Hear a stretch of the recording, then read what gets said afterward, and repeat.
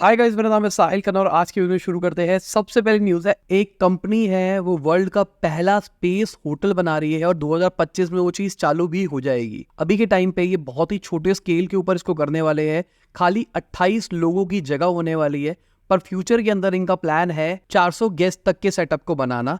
2027 तक का उनका ये प्लान है। और इनका जो गोल है लग्जरी स्पेस होटल बनाने का है, जिसमें ग्रेविटी भी होगी। इसका मतलब हुआ आप स्पेस के अंदर हो पर आप उड़ नहीं रहे हो, आप वही अर्थ की तरह शावर ले सकते हो, टॉयलेट में जा सकते हो, कंफर्टेबली बेड के ऊपर सो सकते हो। तो वहां पे आर्टिफिशियली ग्रेविटी बनाई जाएगी ताकि आप अर्थ वाली फील लो पर आपको लुक दिखाई दे पूरी स्पेस की, आप पूरे स्पेस को एक्सप्लोर कर सको। तो स्टार्टिंग के अंदर जब 28 बंदे हैं तो भाई लिमिटेड अवेलेबिलिटी होगी और प्राइस बहुत ज्यादा होगा। अभी प्राइस के बारे में पता नहीं है कि कितना प्राइस होगा। फ्यूचर के अंदर जब 400 गेस्ट हो जाएंगे तब तक मुझे लगता है 2027 तक और भी स्टार्टअप्स आ चुकी होगी जो ये शायद काम कर रही होगी, तो शायद प्राइस थोड़ा सा कम आ जाए, पर एक्सपेक्ट बहुत सारा पैसा। क्या आप इंटरेस्टेड रहोगे स्पेस में वेकेशन बिताने का? अगली खबर आरबीआई की है। तो आरबीआई ने बोला है कि जो इन्फ्लेशन है वो 4% से नीचे चला जाएगा नेक्स्ट फिस्कल के अंदर, और ये बहुत ही बढ़िया चीज है।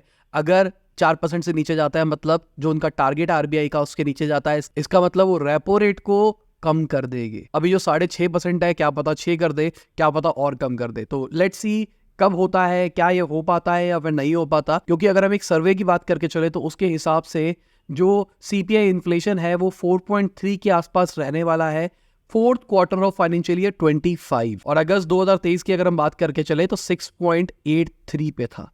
लेट्स सी क्या होता है। क्या आप एडवांस डिजिटल मार्केटिंग सीखना चाहते हैं उससे जो कि actual digital marketing agency run कर रहा है, जिसने मिलियंस ऑफ डॉलर्स की कैंपेन हैंडल की है? ज्यादा जानने के लिए नीचे लिंक पे क्लिक करें। अगली खबर ऑनलाइन गेमिंग और कैसीनोज की है। तो फाइनेंशियल मिनिस्टर ने क्लियर कर दिया है कि स्टार्टिंग से टैक्स लगेगा, मतलब जब से कंपनी काम कर रही है तब से हम 28% जीएसटी लगाएंगे। जिनको नहीं पता उनको समझा देता हूं कि गवर्नमेंट ने रिसेंटली एक रूल अनाउंस किया जिसके हिसाब से जो कंपनीज है जो ऑनलाइन कैसीनो चला रही है या फिर ऑनलाइन गेमिंग कर रही है, इसका मतलब है जो ड्रीम 11 जैसी कंपनीज है वो भी कैसीनो वाली कैटेगरी के अंदर ही आ रही है, तो उनके ऊपर 28% जीएसटी लगेगा। अब ये जो चीज है ये 1 अक्टूबर से लागू होनी थी, पर गवर्नमेंट कह रही है कि भाई पहले से ही लगेगी जब से तुम ओरिजिन है तुम्हारा।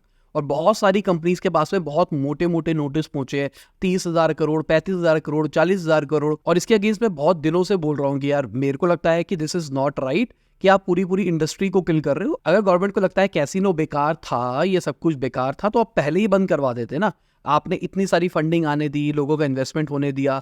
इसकी वजह से क्या होता है, इसकी वजह से जो इंडिया का इन्वेस्टर प्रोजेक्शन है ना वो खराब हो जाता है। अभी के टाइम पे गवर्नमेंट पीएलआई कर रही है, फ्यूचर के अंदर कोई नया रूल निकाल दे पीएलआई के अंदर क्या, और वो रेट्रोस्पेक्टिव कर दे कि भाई जब से पीएलआई निकाला तब से हम ऐसा करेंगे।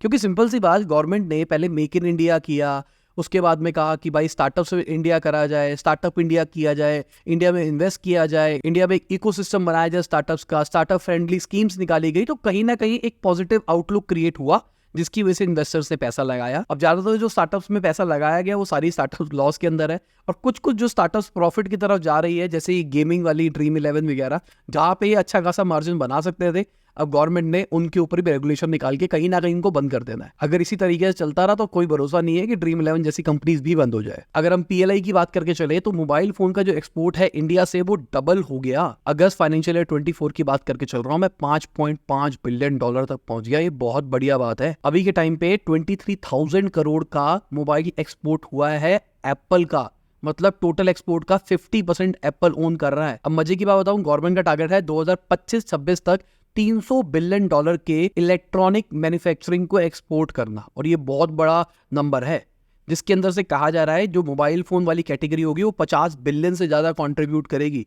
मतलब अभी हम बात कर रहे हैं कुछ 10-11 बिलियन के आसपास की बात, ये आप बात कर रहे हो 5 गुना हो जाएगी आने वाले 2 सालों के अंदर। ये सेक्टर बहुत ज्यादा बढ़ने वाला है और नौकरियां भी क्रिएट होने वाली है, और गवर्नमेंट को तो फायदा होगा ही कहीं ना कहीं। वीडियो में आगे जाने से पहले आपको याद दिलाना चाहूंगा, आपने लाइक का बटन नहीं दबाया है, लाइक का बटन दबा दे और कर दे चैनल को सब्सक्राइब। मैं ऐसे ही बिजनेस न्यूज डेली लाता रहता हूँ। अगली खबर, जो इजराइल के ऊपर अटैक हुआ है उसकी वजह से गोल्ड के प्राइसेस और जो सेफ एसेट्स होती है उसके प्राइसेस बढ़ सकते हैं। मतलब ये वॉर वाले जो चांसेस होते हैं ना, उसमें कहीं ना कहीं लोग सेफ बेट लगाना पसंद करते हैं, क्योंकि जो करेंसी होती है भाई उसकी वैल्यू घटती है वॉर के अंदर, तो लोग गोल्ड प्रेफर करते हैं। कई लोग यूएस डॉलर प्रेफर करते हैं, ऑल्दो मुझे लगता है यूएस डॉलर अभी तो सही है, पर फ्यूचर के अंदर अगर G20 ने अपनी करेंसी निकाल दी, यूरोपियन यूनियन ने अपनी करेंसी निकाल दी, ऐसा ऐसा सीन होना शुरू हो गया, तो यूएस डॉलर हमको उतना स्ट्रॉन्ग शायद ना दिखाई दे, और चांसेस है कि कोई और ऑल्टरनेट करेंसी तैयार होगी आने वाले कुछ सालों के अंदर ही, क्योंकि यूएस का डॉलर कहीं ना कहीं पूरी दुनिया की इकोनॉमी कंट्रोल कर रहा है।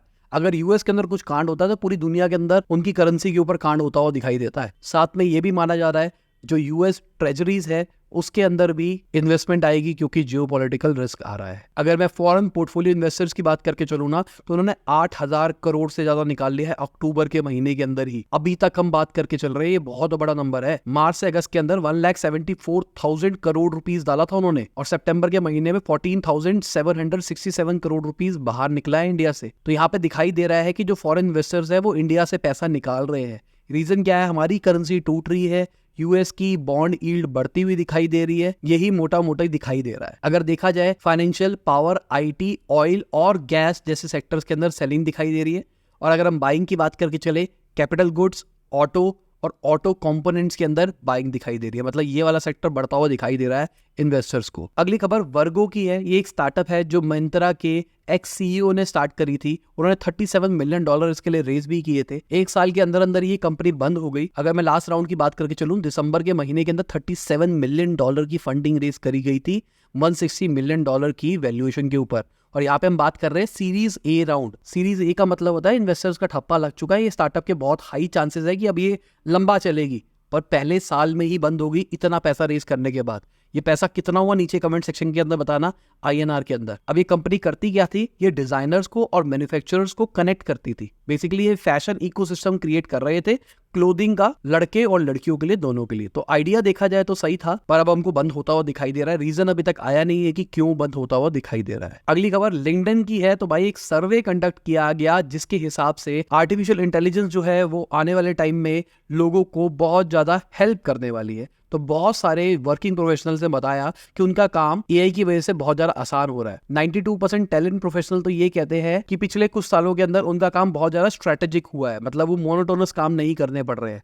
जो HR टीम्स है वो आज के टाइम पे एआई को यूज कर रही है, और जो रूटीन टास्क होता है ना उसको ऑटोमेट कर रही है। एआई का यही तो एडवांटेज है, जो आपका मोनोटोनस चीज है उसको ऑटोमेट करना। बाकी इसी के साथ आज की न्यूज खत्म होती है। न्यूज कम थी क्योंकि संडे था, संडे ज्यादा न्यूज नहीं होती है। अब हम कोशिश कर रहे हैं कि संडे की न्यूज भी कवर करें, तो मंडे सुबह वाली जो न्यूज होगी जिसमें हम संडे की न्यूज कवर करते हैं वो थोड़ी छोटी ही हो सकती है। बाकी ये लोग हैं हमारे सपोर्टर्स जो हमको सपोर्ट कर रहे हैं, जिनकी वजह से हम डेली आप तक पहुंच पाते हैं, डेली आप तक बिजनेस न्यूज ला पाते हैं। Thank you for supporting us. और इसी के साथ आज की बिजनेस न्यूज खत्म होती है। उम्मीद करता हूं आपको मजा आया होगा। लाइक कर देना, शेयर कर देना, कमेंट बताना वीडियो कैसी लगी। बाय, गुड नाइट, शब, गुड आफ्टरनून, जब भी वीडियो देख रहे हैं। जय हिंद, वंदे मातरम।